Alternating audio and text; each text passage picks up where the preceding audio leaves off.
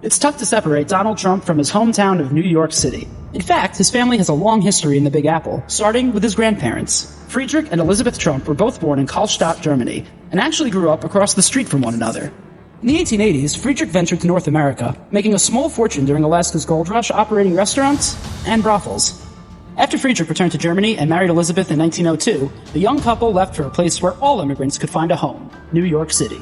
The city part of that was relatively new. The 5 boroughs had only formally incorporated 4 years prior. The Trumps first settled in with Friedrich's sister in Morrisania, a rapidly growing German neighborhood in the Bronx. Today, a nail salon occupies their old address. But even though they lived amongst their countrymen, Elizabeth quickly became homesick. After giving birth to their first child, also named Elizabeth in 1904, the growing family traveled back to Deutschland. But the German government wouldn't allow Friedrich to regain his citizenship, claiming he had only left for America in the first place to avoid the German Empire's mandatory military service. So, back to New York it was. They found their next home again in the Bronx, an apartment building that still stands today. Now home to a liquor store. Elizabeth soon gave birth to their second child and first son, Friedrich Christ, although he was known as Fred from an early age. A third child, John George, would be born 2 years later. To provide for his young family, Friedrich set up a barbershop in Lower Manhattan, shaving and trimming men of finance at 60 Wall Street, now the headquarters of Deutsche Bank. But Friedrich wouldn't be satisfied with cutting rich men's hair for long. He wanted to be the one in the chair. So, in September 1908, he bought his first property as an investment, a 2-story dwelling in the Woodhaven neighborhood of Queens.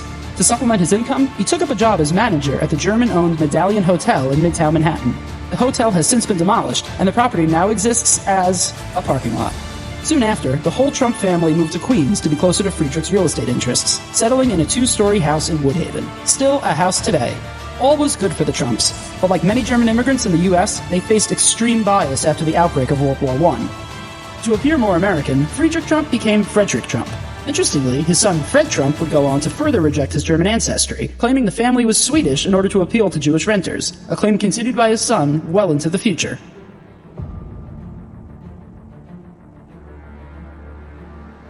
Back in 1918, America experienced one of its most dangerous epidemics, the Spanish flu. Influenza killed over 21 million people worldwide that year, including Friedrich Trump.